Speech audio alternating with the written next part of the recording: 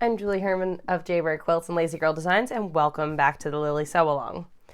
We are going to begin today by cutting our fabrics. And before you cut your fabrics, I highly recommend that you label them with either a little post-it note or something just to keep track. It can be really easy to confuse. The sizes are similar. This is my front left fabric. So I'm going to go ahead, and what I want to cut is both of these. So I'm going to flip this over to the back, and since I want this and I'm on the back, I'm going to flip these to the right. It doesn't matter which one is on which side unless you are doing some fussy cutting, so that's just personal preference. Make sure that you are inside of your interfacing because your interfacing is smaller than your fabric. And then I suggest pattern weights to hold these in place while we go ahead and trace them and cut them out. These are just some extra large washers from a home improvement store. I find that they work really well. At home when you're doing this, I suggest you use something that you'll be able to see, but it doesn't have to be super high contrast, and it could be something that can be erased. It's going to be in the seam allowance, but I am going to use a black marker just to make sure that you can see what I'm doing. But if I was not doing this on recording, I would not be using this marker. And if you have made these on template plastic, or if you have used Joan's trick of printing these out on file folders, your pen will glide along the edge very nicely, a little bit easier than just my regular paper that I have in front of you now. In a moment, I will show you what it looks like to do with the clear template plastic when I fussy cut the other fabric example.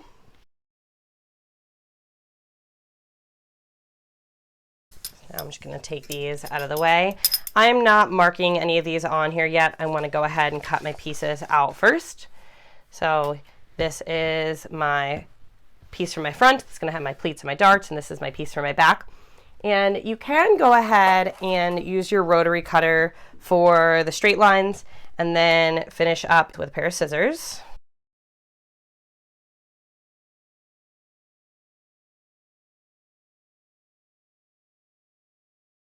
So now I'm going to repeat those steps to cut my right sides. So I'm going to flip this over, and I'm going to have my pattern pieces like this and like this. You can see that I went ahead and traced them. I'm going to cut those out. So I have my back pair and my front pair cut. And I'm actually going to set these aside, and I'm going to begin to work on creating my back pocket piece. That's going to look like this. But before I do that, I'm going to real quick show you how to do the cutting for these 4 pieces if you would like to feature a fussy cut fabric. This is the fabric that I want to fussy cut, and I went ahead and ironed my interfacing onto the back and made sure that I got 2 complete lions. Now I have more fabric here than the pattern calls for, and since I am fussy cutting and I want to reserve the rest of this for other things, I didn't cut this down to the rectangle as the pattern describes. So as a result, in order to make sure that I put these in the right place, I need to just feel with my finger, and I can feel right here is where my interfacing ends. So just one thing to keep in mind if you don't want to cut this fabric more than necessary, which many of us don't. So I am going to take my pieces, and these are going to be my left. And since I am using the fabric right side up, compared to how we just did the fabric with the wrong side up for our cutting, I'm going to keep these in the correct orientation. So I'm just going to line them up to where I want, and keep in mind that I'm going to lose a 1/4 inch. So, I don't want to get too close to the lion where I'm going to lose any part of the lion's face. I'm going to use my same weights. And I can use my pen because this is going to end up in my seam allowance. If you're worried about it, go ahead and make sure that you are using something that is erasable, and trace around your templates and then cut out in the same manner that we cut out our previous ones. I've got both my pieces cut out, and again, I highly recommend that you use an erasable marker or pencil when doing your tracing, because if you look closely here, you can see that I slipped a little bit, and things like that do happen. I was only using a permanent one so that you would be able to see the lines that I was tracing. So go ahead and use your fussy cut templates to fussy cut any of the pieces you want for your bag, and we're going to jump on into beginning to make our pockets. Lily has some of the simplest pockets. You're simply going to take your fabrics, for your pockets. Wrong sides together, and you can either press or finger press or use a seam roller to create a little bit of a crease in the top, and we're going to top stitch. And one quick tip when I top stitch is if you don't have a leader ender or if you're just starting, you often will get that nest of threads at the beginning, and depending on where your pocket starts, you're going to end up seeing that. So when I'm top stitching a pocket, instead of starting where I'm going to go, I always start on the end of my piece in my seam allowance, about 1/8 of an inch in, and I'm simply going to sew about 3/4 of an inch to an inch up, turn where I want my top stitching to begin, which in my case is about between 1/8 and 1/4.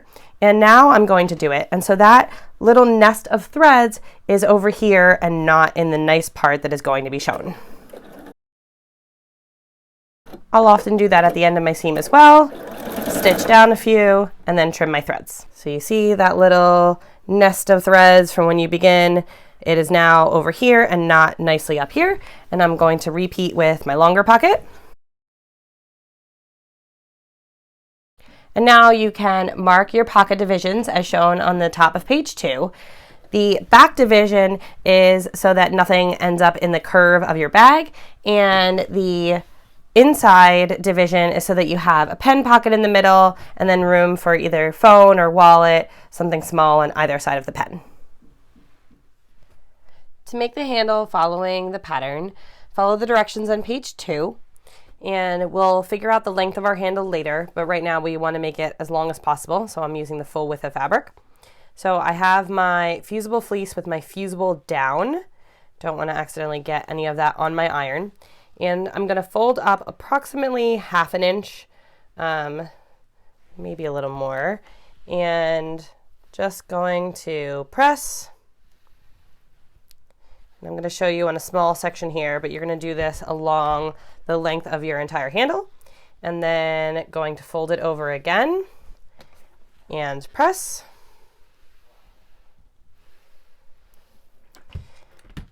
And then going to fold this last piece over, press,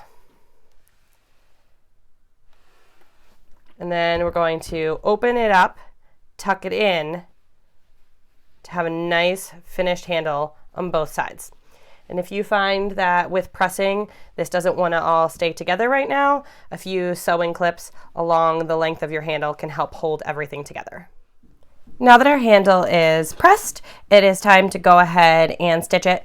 And I have my walking foot on. I prefer to use my walking foot generally for the majority of the assembly of bags, but especially when working with thicker things, like right now I've got a layer of fusible fleece in there. So I have my walking foot on. And I'm going to increase my stitch length to either 3.0 or 3.5. And for my first side, I want to stitch about 1/8 of an inch from the edge so that I'm just going to enclose all of my raw edges and keep everything nice and neat and together. So I'm going to start on the edge there. That's definitely going to get trimmed off when we figure out our length because that's my selvage. And I'm just going to stitch down the length of the handle.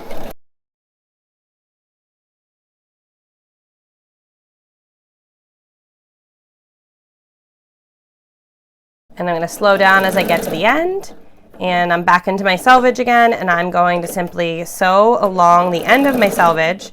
And now I'm going to do the same 1/8 inch from this end. I don't technically need it for holding things together, but it's going to create symmetry and it's going to look nice and finished.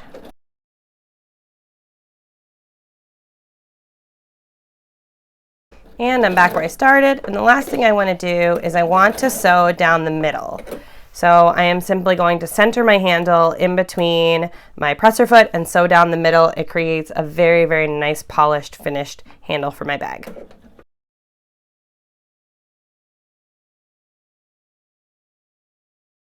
I now have my handle and my pockets done, and it looks nice and professional with those 3 lines of stitching. So in our next video, I'm going to show you how to take the 2 back pieces and your newly made pocket piece to create the back of your bag. Please be sure to like this video and subscribe to the channel so you don't miss any of the videos for the sew along. If you haven't already signed up to receive the sew along emails, you can do that in the caption below. See you soon.